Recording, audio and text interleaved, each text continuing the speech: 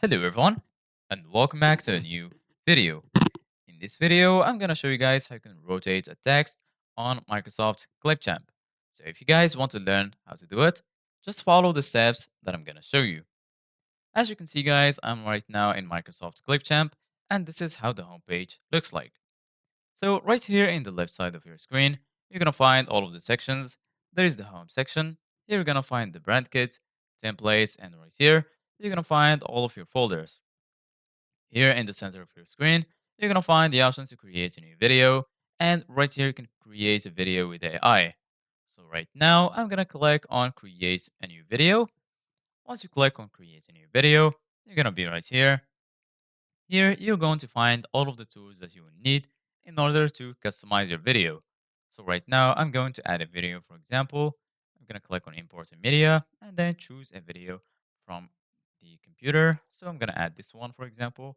If you want to add the video to your timeline, you can either click on the plus icon right here, or you can just drag the video like this. So right now, I'm going to add a text. If you want to add a text, you can either click on add text right here, or you can click on text here in the left side of your screen.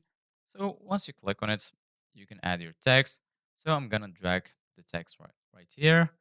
And then if you want to type anything, just double click right here, and then type anything that you want. So I'm gonna type tutorial. And if you want to change the font or something, just click on on text right here. So I'm going to change the font to this one. You can also make the text bold. I'm gonna change the size a little bit. And if you want to rotate the text, just go ahead and click on the rotate button right here, or you can just click on rotate here in the bottom. So for example, I'm gonna rotate it like this, and then I'm going to change the position like this.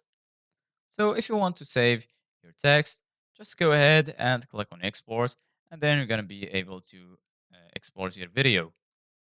Thank you guys for watching. See you guys in the next video.